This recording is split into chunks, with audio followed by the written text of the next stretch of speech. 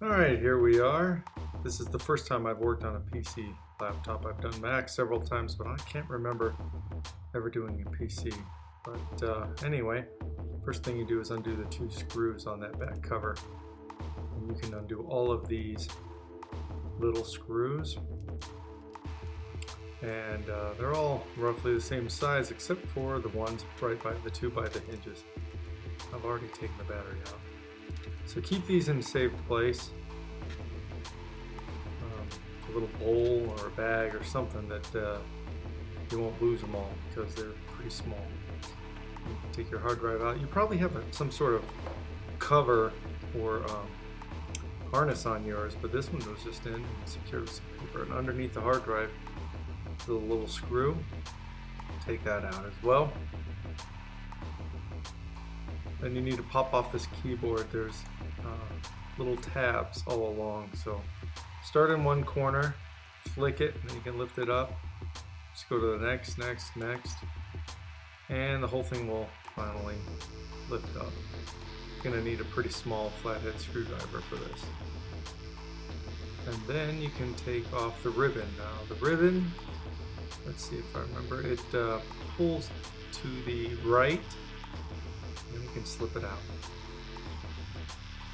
And again, there's more screws.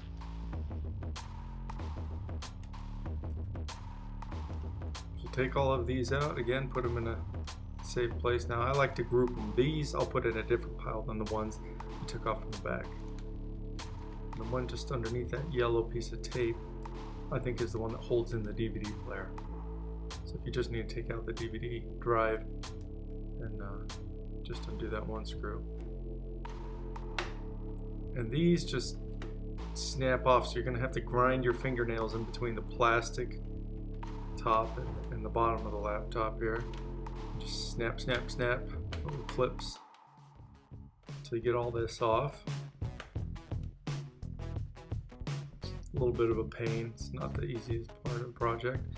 Then take a paper clip or whatever, poke the hole, and it should start to come out. You can pull it out, and if you didn't undo the screw, then it's not going to come out. Then there's going to be more screws, 3 more screws you got to take out once you get the DVD player out. And those are the smallest ones. Once you have the keyboard off, you flip up this little latch and you can disconnect the blue ribbon. And that ribbon secure flips like the laptop lid. It's not like the last one where you had to pull it to the right.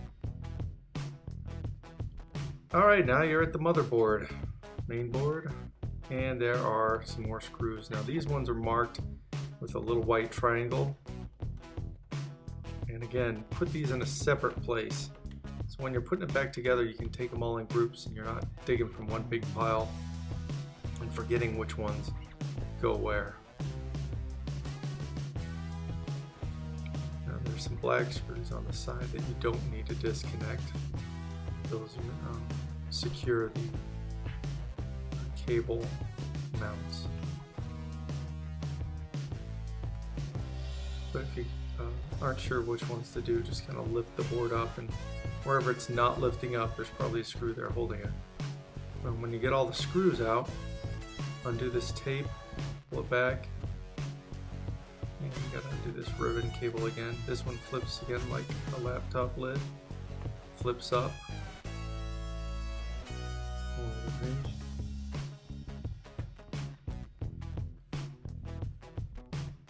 And then there's one more screw up here by the fan.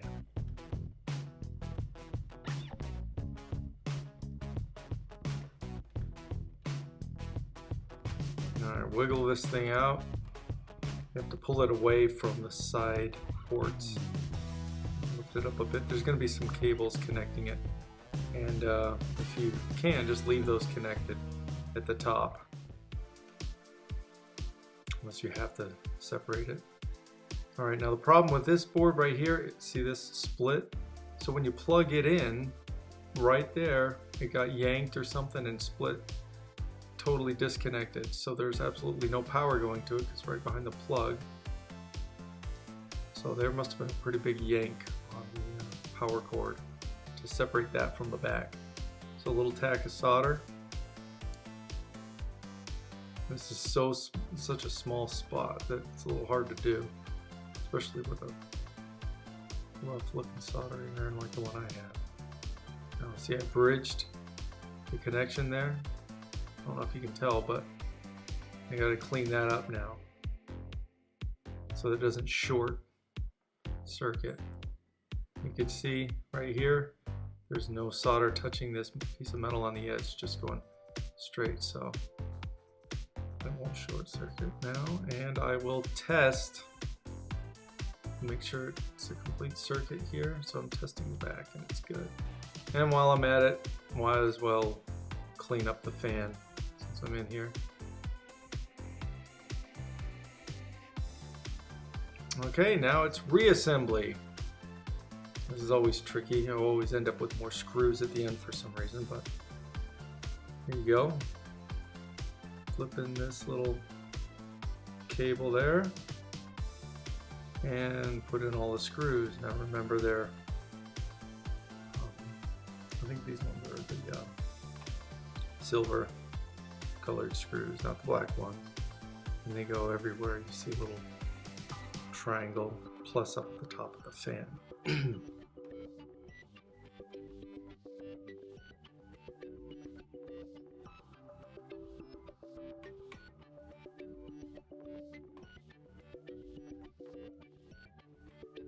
Now this is the one that you should do once the DVD drive's in. I made a mistake here. And then that's the one that secures the drive in.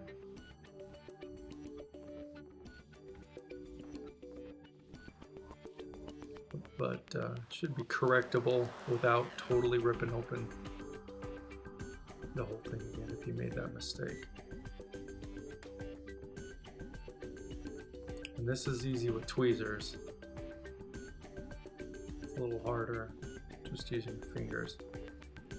So lift it up, open the little black latch, put in the cable, and then flatten the latch closed on the cable once you know it's in all the way.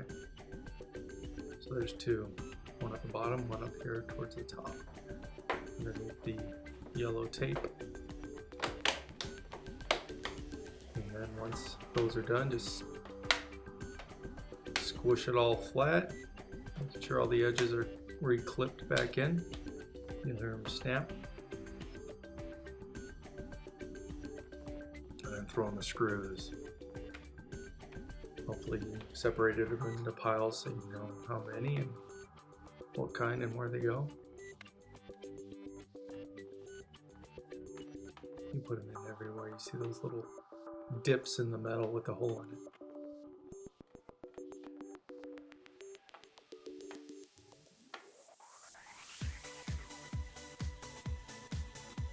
And flipping it over, you can put in the DVD screws, those tiny little black ones. There's 3 of them.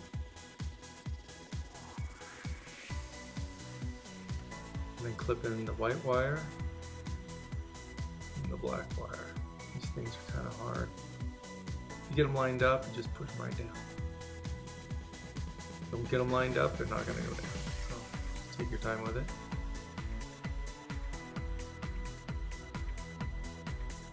And remember there's one little black screw underneath the hard drive. Put that in. Now we're attaching the ribbon for the keyboard. Now remember, this one's not a latch. This one slides to the right to open. And so I have it pulled out to the right and I'm sliding it into the left. Once it's in, you pull it to the left. It locks the ribbon in place.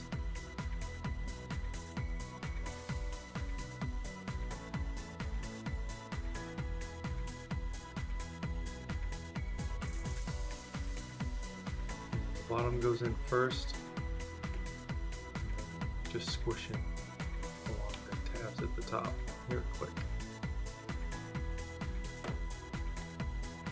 Alright, now there's more screws in the bottom. Now these 2 big ones, the biggest screws, and they're not that big, are the ones that right by the hinges.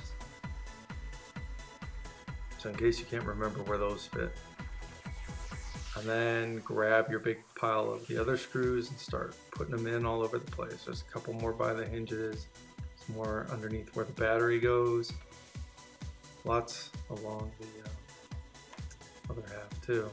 Slip in the hard drive. Now you again probably have a bracket or something. But this one they just had paper shoved in to hold it in place. Seemed to work.